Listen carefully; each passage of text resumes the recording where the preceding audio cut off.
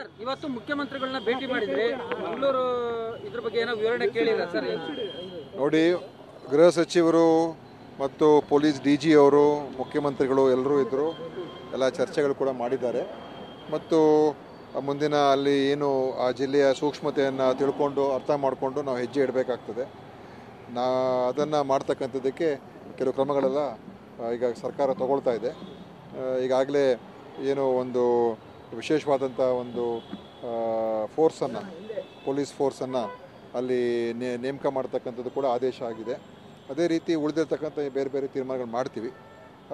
ಖಂಡಿತವಾಗಿಯೂ ನಮ್ಮ ಕಡೆಯಿಂದ ಏನು ಸಾಧ್ಯ ಆಗ್ತದೆ, ಇಂಥ ಒಂದು ಈ ವೈಷಮ್ಯದ ವಾತಾವರಣ ಮತ್ತು ದ್ವೇಷದ ವಾತಾವರಣ ಅದನ್ನು ಕೂಡ ತಿಳಿ ಮಾಡಬೇಕಾಗ್ತದೆ. ಮತ್ತು ಯಾರು ತಪ್ಪು ಮಾಡಿದ್ರ ಮೇಲೆ ಕಠಿಣ ಶಿಕ್ಷೆಗಳಾಗ್ತಕ್ಕಂಥದ್ದು ಕೂಡ ನಾವು ನೋಡಬೇಕಾಗ್ತದೆ. ಎಲ್ಲವನ್ನು ಕೂಡ ನಾವು ಗಮನದಲ್ಲಿಟ್ಕೊಂಡೆ ಮುಂದಿನ ಹೆಜ್ಜೆ ಇಡಬೇಕಾಗ್ತದೆ. ಇಲ್ಲ, ಡೈರೆಕ್ಷನ್ ಆ ಥರ ಇಲ್ಲ ಚರ್ಚೆ ಮಾಡಿ ಒಂದು ಕೆಲವು ತೀರ್ಮಾನಗಳು ನಿಮ್ಗೆ ಗೊತ್ತಾಗ್ತದೆ. ತೀರ್ಮಾನಗಳು ಏನೇನಾಗುತ್ತೆ ಅಂತ ನಿಮಗೆ ಗೊತ್ತಾಗ್ತದೆ. ಆದರೆ ನಮ್ಮ ಪೊಲೀಸ್ ಇಲಾಖೆಯವರು ಕೂಡ ಎಲ್ಲ ರೀತಿಯ ಸಜ್ಜಾಗ್ತಕ್ಕಂಥದ್ದು ಮತ್ತು ಕಠಿಣ ಕ್ರಮಗಳು ಕೂಡ ಮುಂದಿನ ದಿವಸಗಳು ತೊಗೊಳ್ಬೇಕಾಗ್ತದೆ. ಯಾಕೆಂತ ಹೇಳಿದ್ರೆ ಈ ರೀತಿಯಾಗಿ ಸಾರ್ವಜನಿಕವಾಗಿ ಪ್ರಚೋದನಕಾರಿ ಭಾಷಣಗಳು ಮಾಡುವಂಥದ್ದು ಮತ್ತು ದ್ವೇಷದ ಭಾಷಣಗಳು ಮಾಡುವಂಥದ್ದು ಮತ್ತು ಎತ್ಕಟ್ಟುವಂಥದ್ದು, ವಾತಾವರಣ ಕೆಡಿಸುವಂಥದ್ದು ಮತ್ತು ಬೆಂಕಿ ಹಚ್ಚುವ ಕೆಲಸ ಮಾಡುವಂಥದ್ದು ಇದೆಲ್ಲ ಕೂಡ ಇತಿಶ್ರೀ ಆಡದೆ ಹೋದರೆ ಖಂಡಿತವಾಗಿಯೂ ಇದು ಯಾರಿಗೂ ಒಳ್ಳೆಯದಲ್ಲ.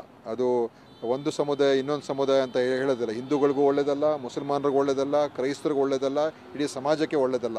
ಸೊ ಇದರಿಂದ ನಾವು ಹೊರಗೆ ಬರ್ತಕ್ಕಂಥದ್ದಕ್ಕೆ ಭಾಳ ನಾವು ಒಂದು ಕಠಿಣ ಕ್ರಮ, ಅದ್ರ ಜೊತೆಯಲ್ಲಿ ಜನರನ್ನ ಹತ್ತಿರ ತರ್ತಕ್ಕಂಥದ್ದು ಯಾವ ರೀತಿ ಸಾಧ್ಯ. ಸರ್ ಇವತ್ತು ಮುಖ್ಯಮಂತ್ರಿಗಳನ್ನ ಭೇಟಿ ಮಾಡಿದ್ರೆ ಮಂಗಳೂರು ಇದ್ರ ಬಗ್ಗೆ ಏನೋ ವಿವರಣೆ ಕೇಳಿಲ್ಲ ಸರ್.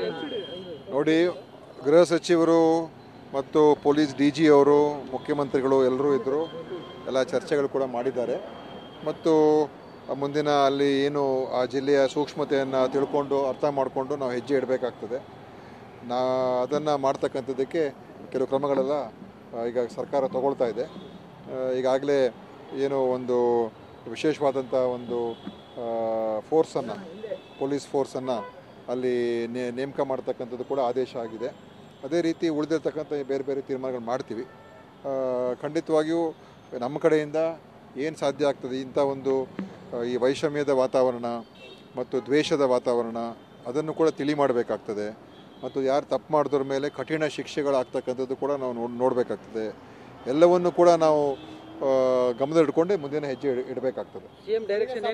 ಇಲ್ಲ, ಡೈರೆಕ್ಷನ್ ಆ ಥರ ಇಲ್ಲ ಚರ್ಚೆ ಮಾಡಿ ಒಂದು ಕೆಲವು ತೀರ್ಮಾನಗಳು ನಿಮ್ಗೆ ಗೊತ್ತಾಗ್ತದೆ. ತೀರ್ಮಾನಗಳು ಏನೇನಾಗುತ್ತೆ ಅಂತ ನಿಮಗೆ ಗೊತ್ತಾಗ್ತದೆ. ಆದರೆ ನಮ್ಮ ಪೊಲೀಸ್ ಇಲಾಖೆಯವರು ಕೂಡ ಎಲ್ಲ ರೀತಿಯ ಸಜ್ಜಾಗ್ತಕ್ಕಂಥದ್ದು ಮತ್ತು ಕಠಿಣ ಕ್ರಮಗಳು ಕೂಡ ಮುಂದಿನ ದಿವಸಗಳು ತೊಗೊಳ್ಬೇಕಾಗ್ತದೆ. ಯಾಕೆಂತ ಹೇಳಿದ್ರೆ ಈ ರೀತಿಯಾಗಿ ಸಾರ್ವಜನಿಕವಾಗಿ ಪ್ರಚೋದನಕಾರಿ ಭಾಷಣಗಳು ಮಾಡುವಂಥದ್ದು ಮತ್ತು ದ್ವೇಷದ ಭಾಷಣಗಳು ಮಾಡುವಂಥದ್ದು ಮತ್ತು ಎತ್ಕಟ್ಟುವಂಥದ್ದು, ವಾತಾವರಣ ಕೆಡಿಸುವಂಥದ್ದು ಮತ್ತು ಬೆಂಕಿ ಹಚ್ಚುವ ಕೆಲಸ ಮಾಡುವಂಥದ್ದು ಇದೆಲ್ಲ ಕೂಡ ಇತಿಶ್ರೀ ಆಡದೆ ಹೋದರೆ ಖಂಡಿತವಾಗಿಯೂ ಇದು ಯಾರಿಗೂ ಒಳ್ಳೆಯದಲ್ಲ.